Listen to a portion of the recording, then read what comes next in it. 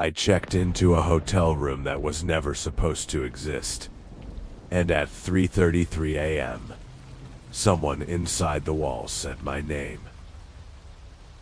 Marcus Hale pulled into the parking lot of the Grand Midland Hotel just before midnight, his coat heavy with freezing rain that had chased him for the entire 6-hour drive. The old building loomed under the storm, its windows glowing faintly like dying eyes. Inside, the lobby smelled of aged wood polish, damp wool, and secrets no one had bothered to clean up in decades. The air felt thick, almost reluctant to move. The night clerk didn't look up. Without a word, he slid a keycard across the scarred counter. Room 405, end of the hall, 4th floor. Marcus was too exhausted to argue that he had requested the opposite side of the building. He took the card, dragged his suitcase into the groaning elevator, and endured the slow, shuddering ride upward. When the doors finally opened, the 4th floor corridor stretched before him like a throat, faded floral wallpaper peeling at the edges, deep red carpet that swallowed every footstep, and yellow wall sconces casting long, unnatural shadows. He had almost reached his door when he heard it. A child crying. Soft, exhausted, hopeless sobs leaking from behind the heavy oak door of room 404. Marcus stopped dead, hand hovering over his own doorknob. The crying carried that particular broken rhythm only a terrified child makes when they've been crying for far too long. He waited for a parent to rush out, for footsteps, for any sign of life. Nothing. The hallway remained empty and silent except for the rain lashing the windows at the far end. A cracked plastic sign hung crooked on the door. Do not disturb, maintenance only. Thick gray dust had settled deep into the frame. The door looked like it hadn't been opened in years. Marcus shook his head, telling himself it was just a nightmare, just parents trying to calm their kid. He entered room 405, dropped his bag, and collapsed onto the stiff bed without changing his clothes. The crying tore him awake at exactly 3:33 a.m. Marcus shot upright, heart hammering. This time the sound wasn't muffled. It was pressed right against the shared wall between 405 and 404. Small fists beat weakly against the plaster. Thump, thump, thump. Please, somebody, let me out. The voice was thin, trembling, freezing. It's so cold in here. Papa, please open the door. Marcus slid out of bed and pressed his ear to the wallpaper. The boy sounded close enough to be standing in the same room, breathing the same air.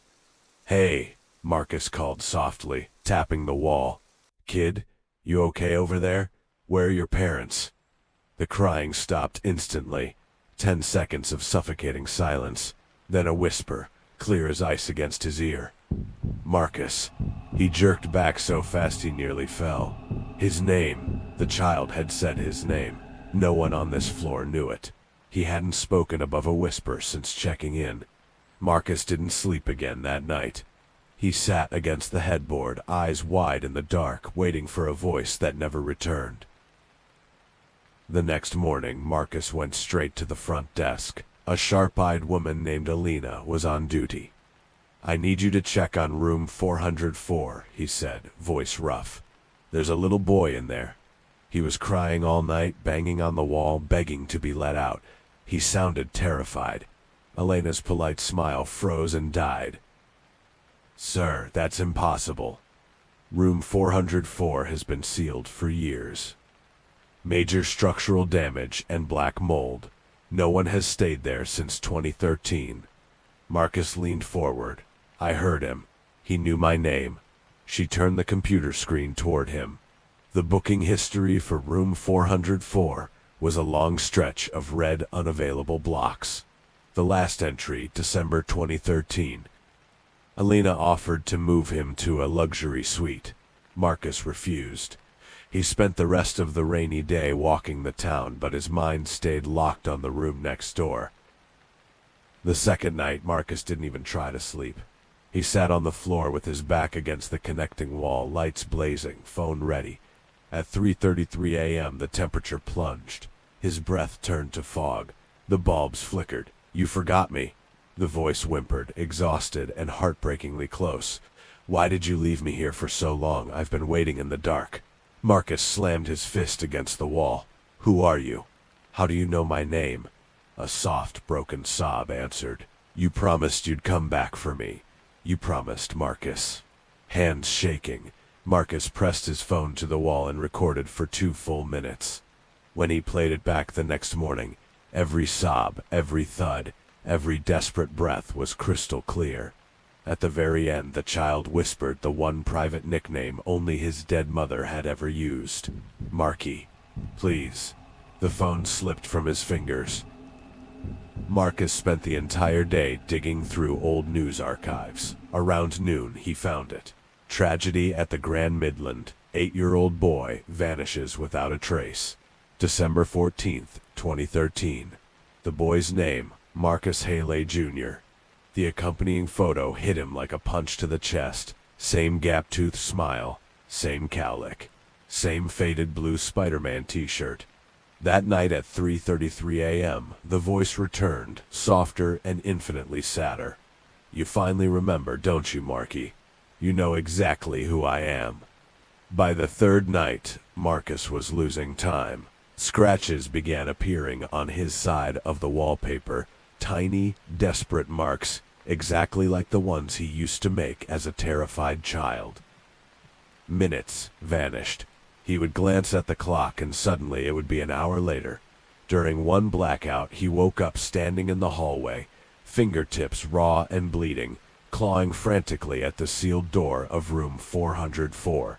From the other side, inches away, the boy whispered, "Papa locked the door from the outside, Marky. It's so dark in here and the air is running out. Why aren't you opening it for me?" At 2:50 a.m. on the fourth night, Marcus stormed the lobby, eyes wild, hands covered in dried blood and plastered dust. "Open room 404, right now." The night manager, Mr. Vance, eventually agreed, mostly out of fear of what this clearly unraveling man might do. 2 security guards joined them. They cut the heavy padlock with a loud metallic clang.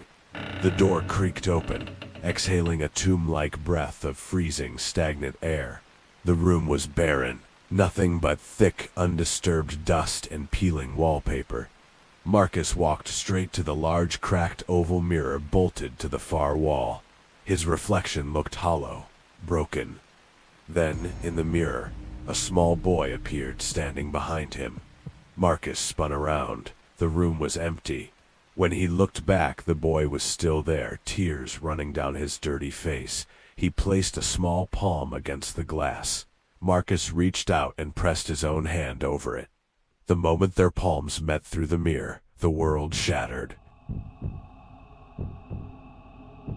Everything came rushing back in a single violent wave. The drunken shouting, the leather belt, being dragged across the floor, the heavy door slamming shut.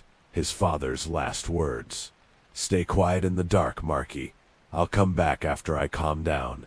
He never did. Marcus remembered the hunger, the cold, the endless darkness. He remembered dying alone in the corner of room 404, calling for a father who had driven away and lied to the police.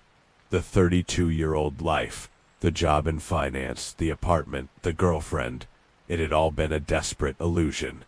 He was the ghost. He had been the one trapped for 12 years, refusing to accept what happened. The boy stepped out of the mirror. 2 halves of the same shattered soul stood face to face. "I'm so sorry," Marcus whispered, his voice slowly becoming that of a frightened 8-year-old again. "I was scared to remember." The boy took his hand. It felt warm. "I know, Marky, but you don't have to be scared of the dark anymore." Hand in hand, they walked toward the window. The decaying room dissolved around them like old paper. Beyond the glass waited a vast, warm, endless white light. No more locked doors. No more darkness. No more waiting. The boy looked up and smiled. It's okay now, Marky. We can finally leave this place. They stepped forward together into the light. Next morning, the manager and police found the room exactly as they had left it, except for 2 sets of handprints pressed side by side into the thick dust on the mirror. 1 adult, 1 child. No footprints led away. At 3:33 a.m. the following night, guests on the 4th floor no longer heard crying. Instead, they sometimes caught the faint, beautiful sound of a young boy's happy laughter drifting through the corridors, light, free, and at peace. Room 404 and 405 were later demolished and turned into a quiet garden terrace. The Grand Midland Hotel is finally beautifully quiet at 3:33 a.m. The darkness is spreading, and the secrets of the Blackwater Files are just beginning to unravel. If you want to survive the next chapter, subscribe now and turn on the notifications.